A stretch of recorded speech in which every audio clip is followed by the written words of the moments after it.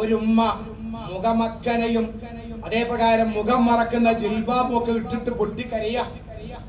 എടാ ഉമ്മ പറയാണ്, എനിക്ക് ആകെ ഒറ്റ മകനേ ഉള്ളൂ, ഒറ്റ മകൻ. ആ മകൻ എന്റെ വീട്ടിലുണ്ടെങ്കിൽ ഞാൻ എന്റെ വീട്ടിൽ കിടക്കാറില്ല. Social media കണക്കുണ്ടോ? മുഖം മറച്ചിരിക്കുന്ന ഒരു ഉമ്മ പറയാ, എനിക്ക് ആകെ ഒറ്റ മകനേ ഉള്ളൂ.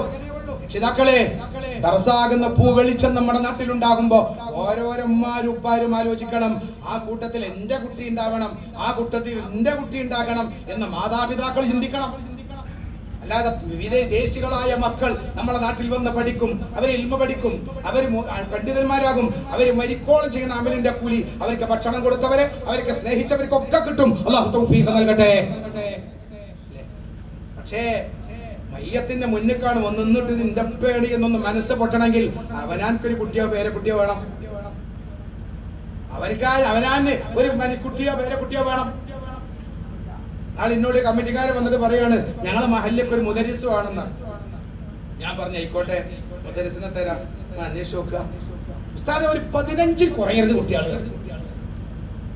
ഞാൻ പറഞ്ഞു, നിങ്ങൾക്ക് എത്ര കുട്ടികളുണ്ട്? എനിക്ക് 4 കുട്ടികൾ. എത്ര മൂല്യരുണ്ട്? ഒറ്റൊന്നുമില്ല. പ്രസിഡന്റിനോ ഒറ്റാക്കോ എത്ര കുട്ടികളുണ്ട്? പേരക്കുട്ടികളോ തരണുണ്ട്. എത്ര ദർശപ്പുണ്ട്? ഒറ്റൊന്നും പോണില്ല. പിന്നെ ഇത് ദർശക്ക് എന്താ വൈദപ്പുഴ കൊണ്ട് വിറ്റുണ്ടാക്കല? അവനാഞ്ചിനാണ് കുടുംബണ്ടാണ് സാധനത്തിന്റെ പേരല്ല മൂല്യരുട്ടി. അല്ല, അതെന്താ വെട്ടിയോ ഇറങ്ങണം, ആകാശത്തിന് ഇറങ്ങിയ സാധനം എന്നായിരിക്കും. ഇതാണ് ഇന്നത്തെ ദുരന്തം. പറയാൻ വലിയ ചോറ, പക്ഷെ പറയുന്നവനെ കുറിച്ച് ചിന്തയില്ലാത്ത കാലം.